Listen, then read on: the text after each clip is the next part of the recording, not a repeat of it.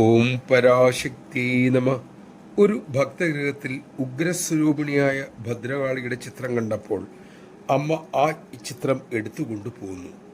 ഗൃഹസ്ഥ മക്കൾ ഉഗ്രരൂപത്തിലുള്ള ചിത്രങ്ങൾ ആരാധിക്കണ്ട എന്നും അരുളി. പക്ഷേ മറ്റൊരു ഭക്തന്റെ വീട്ടിൽ അത്തരം ചിത്രം കണ്ടപ്പോൾ അമ്മ അവിടെ നിന്നും അത് മാറ്റുവാനും പറഞ്ഞില്ല. ഇത് ചിലരിൽ ആശയക്കുഴപ്പമുണ്ടാക്കി.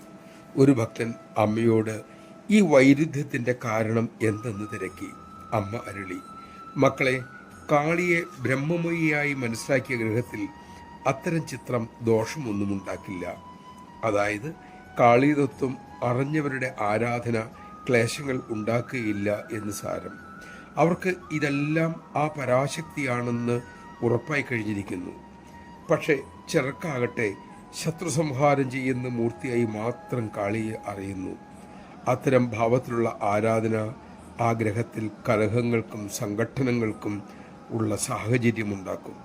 അതായത് കാളിയെക്കുറിച്ചുള്ള സങ്കല്പവും ആരാധന വൈകല്യവുമാണ് പ്രശ്നത്തിൻ്റെ കാരണം. നമഃശിവായ.